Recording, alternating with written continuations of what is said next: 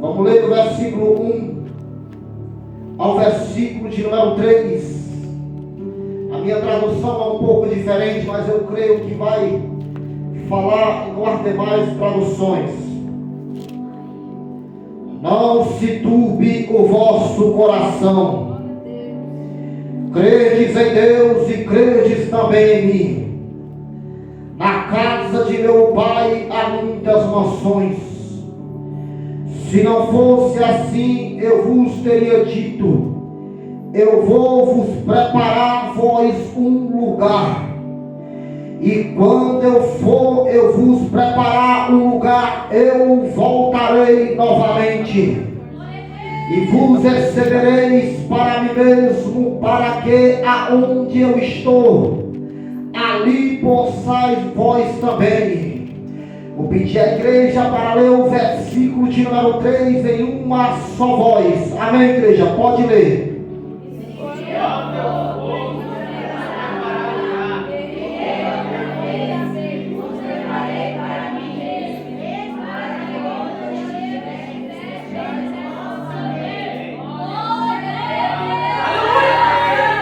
Ele vai voltar, igreja.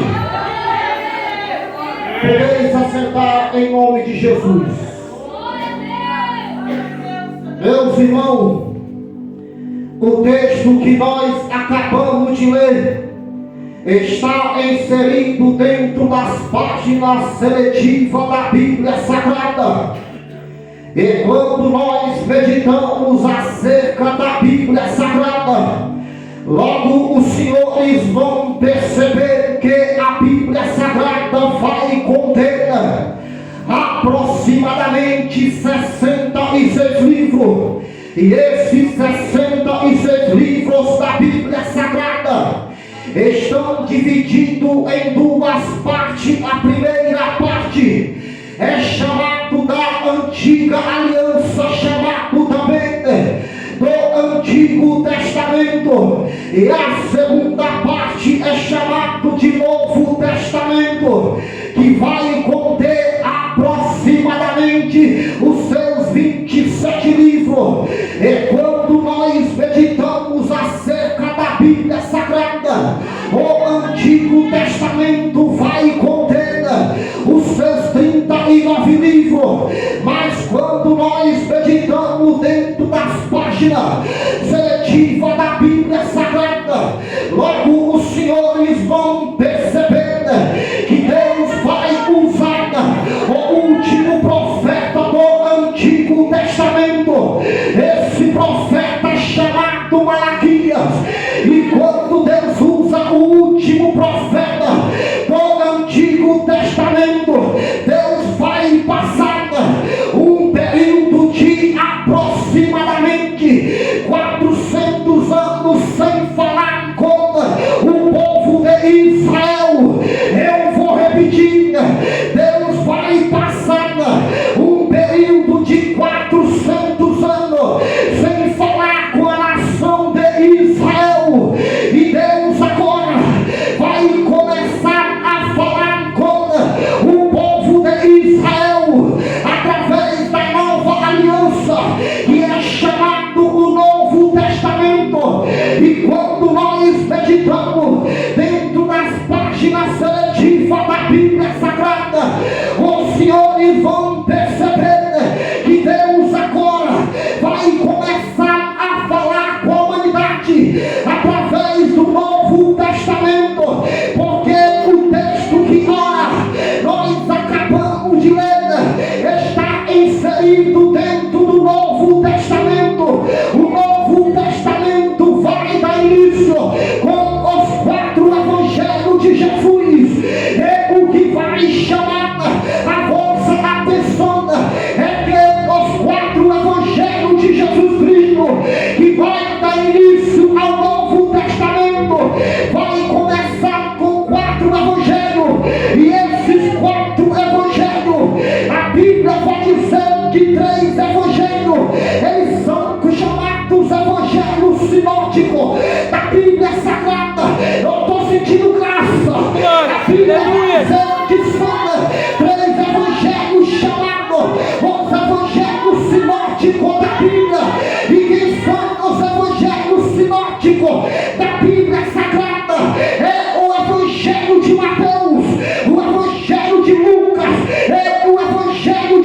Marcos. E quando nós se referimos à palavra sinótico, quer dizer passagens que vão repetir dentro dos mesmos evangelhos, quer dizer que são parecidos e que são idênticos. E o único evangelho diferente é o evangelho de João. Mas o que vai chamar a atenção quando nós meditamos dentro dos 4 evangelhos, logo os senhores vão perceber que esse evangelho, eles vão ser direcionados, eles vão ser escritos para pessoa diferente. A saber, o evangelho de Mateus vai ser escrito para a nação de Israel, para o povo judaico. O evangelho de Lucas vai ser escrito para o gentil. O evangelho de Marcos vai ser escrito para os romanos. O evangelho de João vai ser escrito para a igreja santa, lavada e remida pelo sangue do Cordeiro. Eu vou repetir: o evangelho de João vai ser escrito para a igreja santa, lavada e remida pelo sangue do Cordeiro. Mas quando eu começo a me aprofundar dentro da Bíblia Sagrada, eu começo a compreender, eu estou na introdução, eu começo a compreender que cada evangelho ele vai levar uma figura de Cristo, porque o evangelho de João, o evangelho de Mateus e de Marcos, eles vão levar as pessoas de Cristo, as 4 pessoas de Cristo dentro da Bíblia. O evangelho de Mateus, ele vai descrever Jesus como rei. O evangelho de Marcos, ele vai descrever Jesus como servo fiel. E o evangelho de Lucas, ele vai descrever Jesus como filho do homem. E o evangelho de João, ele vai descrever Jesus como o verbo encarnado, a palavra encarnada. E quando eu leio a Bíblia Sagrada, eu começo a entender, irmão, que Deus, quando ele vai direcionando os 4 evangelhos, ele estava com um propósito, porque lendo a Bíblia Sagrada, eu começo a entender que Deus agora vai falar através da sua palavra. É quando nós abrimos a Bíblia Sagrada dentro do livro do profeta Ezequiel, filho de Buzida, a partir do capítulo 1, quando o profeta estava às margens do rio Quebrada, e de repente a Bíblia diz que o profeta, ele vai ver o céu aberto, e quando ele vê o céu aberto, ele vai começar agora a ter visões da parte de Deus. E quando ele olha para o norte, ele vê uma nuvem em direção a ele, e essa nuvem tinha cor de prata. E quando ele olha para dentro da nuvem, ele vê um ser que tinha 4 asas, com 2 ele voava, e com 2 cobriu o rosto. Ele tinha 4 faces. A primeira face, a primeira face é a face de leão, a segunda face é a face de homem, a segunda face é a face de boi, e a quarta face, a primeira face de águia. Era Deus descrevendo acerca dos 4 evangelhos. Você nunca ouviu isso, mas você vai entender. Quando o profeta vê a face de homem, ela estava se referindo ao evangelho de Lucas. Quando ele vê a face de leão, estava se referindo ao evangelho de Mateus, que é o leão da tribo de Judá. E quando ele vê a face de boi, estava se referindo ao evangelho de Marcos, o servo fiel. E quando ele vê a face de águia, estava se referindo ao evangelho de João, que vai apresentar Jesus como verbo. Ô glória, Senhor! Quando a Bíblia fala sobre esses 4 seres, leão quer dizer majestade, o leão da tribo de Judá. Quando ele vê a face de homem, quer dizer Jesus como homem. Quando ele vê a face de boi, que é o evangelho de Marcos, quer dizer o servo fiel. E quando ele vê a face de águia, está se referindo ao evangelho de João. glória, Senhor. Quando ele vê a face de boi, o Evangelho de Marcos, logo nós entendemos que boi dentro da Bíblia quer dizer servo. Quando Salomão ele vai levantar o templo, a Bíblia diz que ele vai preparar os utensílios. Glória, e vai ter uma caldeira, um tacho que comportava quase 85.000 litros de água. Mas em redor desse tacho tinha 12 bois. Está se referindo a servo. Quando Mateus descreve o leão, Apocalipse, capítulo de número 5, versículo 5, quando mesmo João é levado ao céu, ele olha para o livro, mas ele vai começar a chorar, porque ele olhou para um lado, olhou para o outro, e não viu ninguém dizer que não tinha abrido o livro. E o anjo aparece: João, não chore, João, eis aqui o leão da tribo de Judá, que foi morto e reviveu, e ele é digno de abrir o céu. Glória, Senhor. Aleluia. E o que vai chamar a nossa atenção é que o Evangelho de João, ele é diferente do Evangelho de Marcos, Lucas e Mateus. Porque João agora, ele vai descrever acerca do Cristo celestial. E quando João começa a descrever acerca do Cristo celestial, algo vai chamar a atenção, que João aqui está falando acerca do segundo retorno de Jesus a essa terra. Nós sabemos que Jesus, quando ele veio na primeira vinda, ele veio como cordeiro, ele veio para ser morto, ele veio para ser crucificado, ele deixa a glória, deixa o trono e vai vir a essa terra. Glória, Senhor. Quando Jesus ele vem a essa terra, ele não veio abrir porta de emprego. Glória, Quem prega isso está falando heresia. Ele não veio tirar chave de casa, de carro. Ele veio abrir a porta que estava fechada. E que porta é essa? A porta do céu. A porta que eu abro e ninguém fecha. E a porta que eu fecho e ninguém abre. glória, Senhor. Eu sinto a glória, eu sinto a presença dele, eu sinto a mão de Deus, porque a humanidade estava predestinada à condenação eterna. Isaías vai dizer: eis que meu ouvido não está gravado, e nem a minha mão encolhida, para que eu possa ouvir e possa nos ajudar. Mas as vossas iniquidades torna divisão entre vós e o vosso Deus. Por causa do pecado do Éden, a humanidade estava predestinada à condenação eterna. Paulo vai dizer em Romanos: todos pecaram e todos foram destituídos da glória de Deus.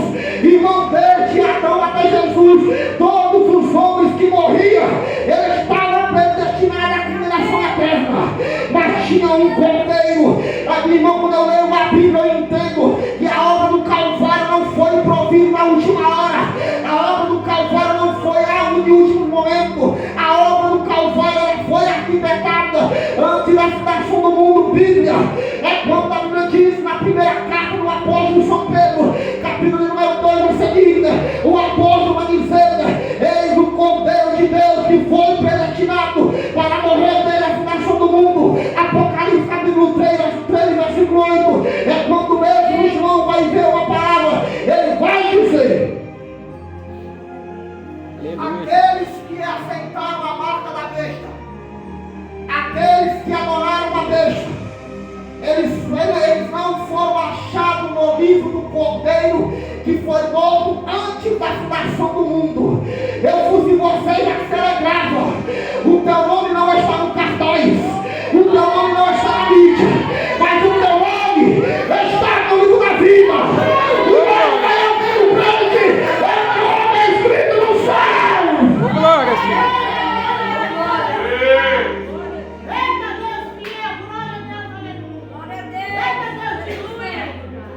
Jesus veio para cumprir a obra salvífica. Eu já vi pessoas pregando que quando Jesus foi no Calvário, Satanás estava em festa. Mentira. A única coisa que Satanás não queria era que ele descesse e cumprisse a obra redentora e subisse ao Calvário. Porque quando Jesus ele sobe o Calvário, Satanás ele foi derrotado para todo sempre. A única coisa que ele queria é que Jesus não subisse ao Calvário. Ele vai fazer de tudo, ele vai colocar em prova a divindade de Cristo. Quando Jesus sai do Jordão e vai para o deserto. É um texto muito forte, porque quando Jesus está no deserto, Satanás vai se opor a ele, porque ele estava jejuando 40 dias e 40 noites. E quando passa o jejum, ele vai dizer: se tu és o Filho de Deus, transforma essas pedras em pães. Observe o que é que: se tu és o Filho de Deus, transforma essas pedras em pão. Jesus vai dizer: nem só de pão vai viver o homem, mas de toda a palavra que sai da boca do Eterno. glória, A palavra é o Pentateuco, é o profético, é o poético, é o livro de Paulo, é a carta paulina, é toda a Bíblia sagrada. Paulo vai dizer que toda a Escritura é divinamente inspirada por Deus, é apta para ensinar, apta para exortar, é toda a palavra.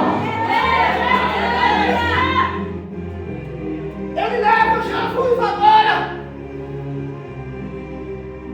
para o penáculo do templo.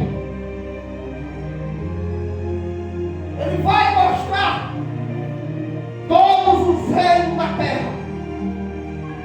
Ele vai colocar em prova novamente a divindade de Cristo.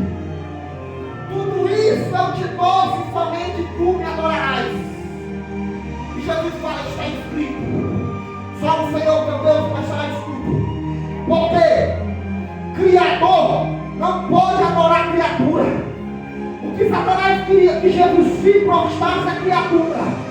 Mas Jesus é Criador. Ele não pode se prostrar. Ele vai colocar em prova. E ele vai usar o próprio Salmo 91, versículo 11, quando ele disse: lança-te aqui abaixo, porque está escrito: ao Senhor teu Deus dará ordem, teu anjo a teu respeito. Irmão, ele usa a própria palavra como tu velho encarnado. E eu me coloco no meio. E nós hoje não lê a Bíblia. Nós hoje não lê o versículo. Lê a palavra, também são diabo, é pela palavra. É verdade, Senhor. Aleluia, Jesus. Quando Jesus agora ele vai dar início ao ministério de 3 anos e 6 meses. Prega o evangelho. Durante esse tempo, levanta 12 discípulos, injeta a palavra e vai subir ao Calvário. Quando chega a última fase, para Jesus subir ao Calvário, ele vai colocar em prova novamente a divindade de Cristo. Ele não queria que Jesus subisse. Quando Jesus agora vai se apresentar à sala pretoriana de Pôncio Pilato, Jesus vai passar por um momento mais difícil que um ser poderia passar em cima da terra.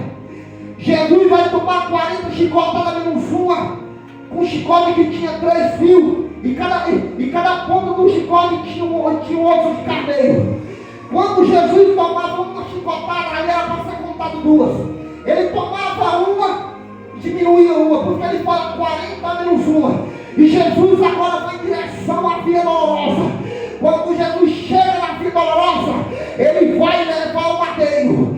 Jesus sabia para onde ele estava indo. Jesus sabia que desde o princípio ele estava predestinado a esta obra.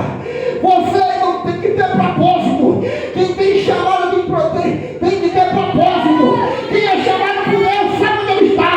Quem é chamado por Deus sabe quem é. Ô glória, Senhor. Jesus agora sobe ao Gólgota.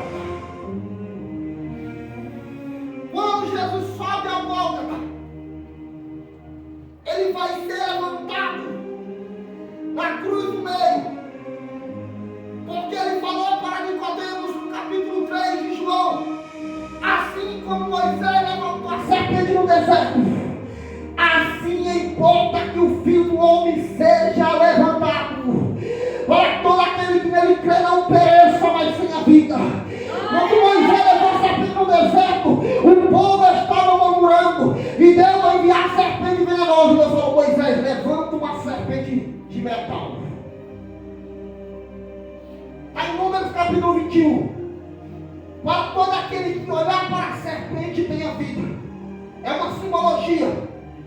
E ele falou para Nicodemos: assim importa que o Filho do Homem seja levantado, para todo aquele que nele crê não pereça, mas tenha vida.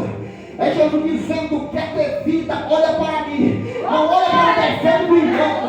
Quer permanecer de pé, olha para mim, não olha para o defeito da igreja. O alvo é Jesus. Hebreus capítulo 12. Deixando de lado todo o embaraço que tão de perto nos rodeia, e olhando para Jesus, o autor e consumador da nossa fé. Quando Jesus é levantado, Satanás toma a boca dos doutores da lei, dos soldados romanos, e disse: se, ele vai colocar em prova, se tu és o Filho de Deus, desce agora da cruz. O que ele está dizendo? Se você descer da cruz, você acha que eu estaria pregando aqui, você estaria aí? A humanidade estava perdida. Ele queria que Jesus descesse da cruz. E Jesus vai dizer, e Jesus calado, porque Jesus sabia, se ele descesse da cruz, nós estávamos descendo ao inferno eternamente. Mas Jesus permaneceu na cruz para que nós subíssemos para a eternidade. Glória, Senhor.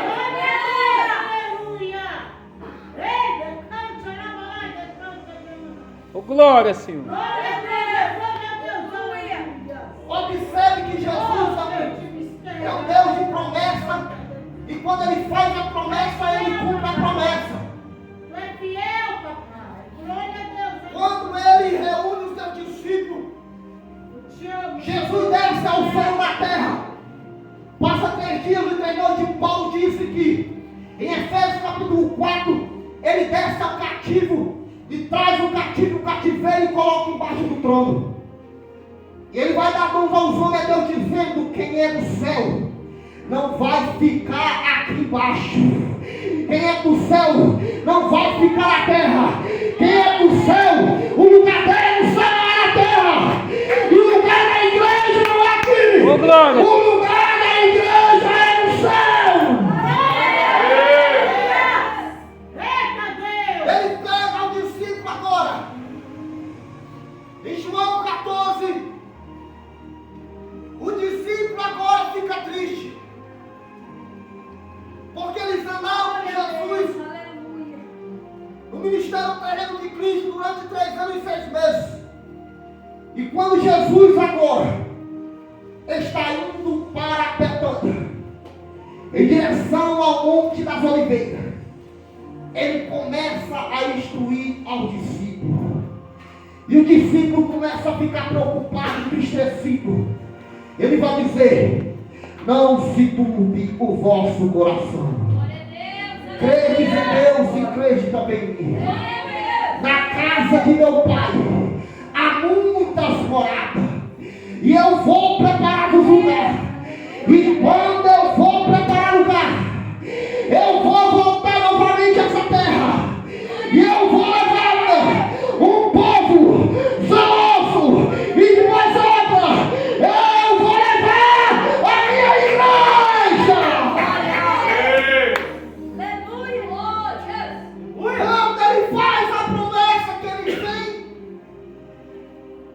novamente essa terra, é algo de estremecer, porque ele usa a boca do profeta Ageu, capítulo 2, versículo 7 e 8, que daqui a pouquinho eu vou fazer tremer todas as nações embaixo da terra, porque o desejado das nações virá, e ele não tardará. É Jesus dizendo: eu fui, mas eu vou voltar. Eu fui, mas eu vou voltar. Eu fui, mas eu vou voltar. Glória a Deus. Ele fala para Paulo na primeira carta de Paulo à igreja de Tessalônica. Quando a igreja de Tessalonicenses fica preocupada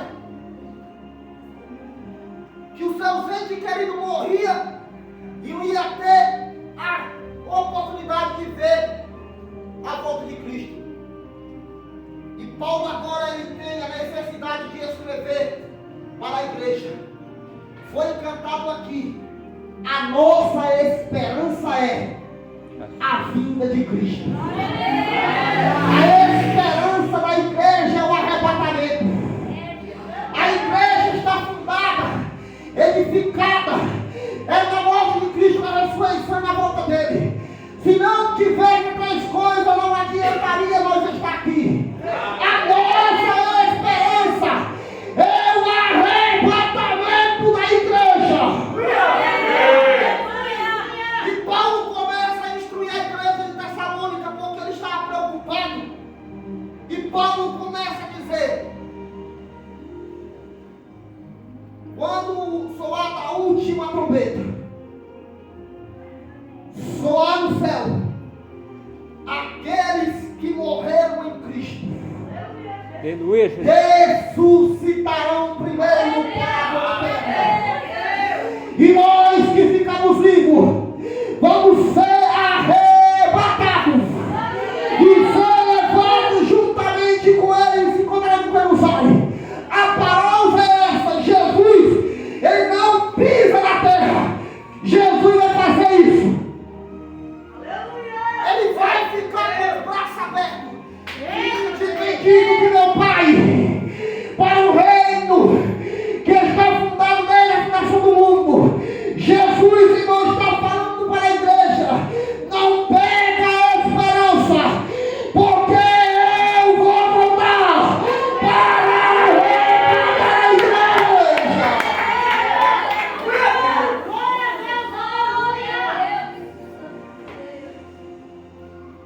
A esperança é o arrebatamento. Para finalizar, quem estuda teologia aqui sabe que tem as três correntes teológicas, mas não sabe. A primeira corrente teológica é a corrente tribulacionista, a segunda é pós-tribulacionista e a terceira é pré-tribulacionista. Tem uns que creem que a igreja vai ser arrebatada no período da grande tribulação. Outros creem que vai ser arrebatado depois da grande tribulação. Mas a outra corrente é a pré antes.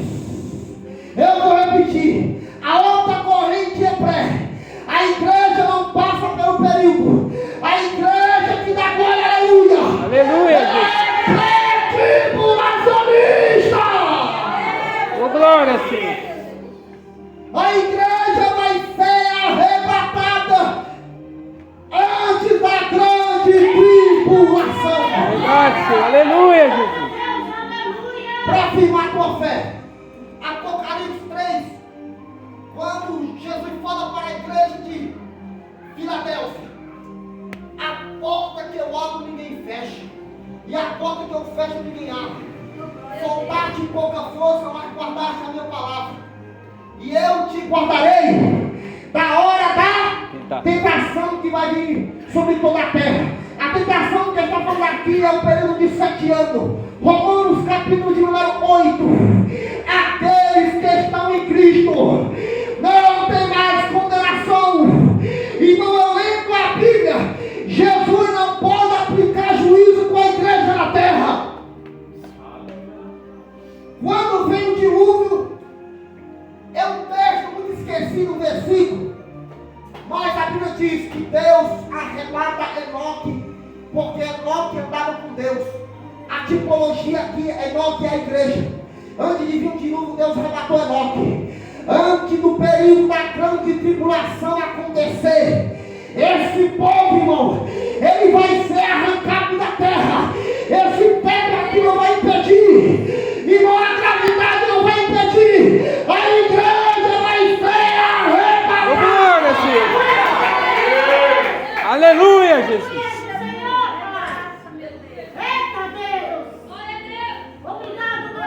A igreja vai ser tomada a qualquer momento. Tem pessoas que pensam que para Jesus arrebatar a igreja precisa de mais sinais. O arrebatamento é iminente. O que é o arrebatamento iminente? A qualquer momento. Por quê? O texto base é o quê? É Mateus capítulo 24, quando diz: quando o evangelho for pregado em todo o canto da terra, aí virá o fim. Mas qual é o evangelho que a igreja prega? O evangelho da graça é o evangelho do reino. Nós pregamos o evangelho da graça. E Jesus está falando que é o evangelho do reino que vai ser pregado pelas tuas testemunhas. Então, eu vos e você já dava glória. Ô, glória, Você Senhor. vai arrebatar a igreja. Não falta mais nada. Já aconteceu um terremoto, já aconteceu tsunami, pandemia. O arrebatamento da igreja é a qualquer momento. Jesus vai arrebatar a igreja.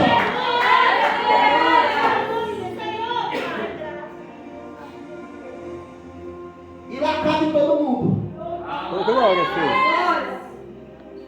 Só não vai quem não quer.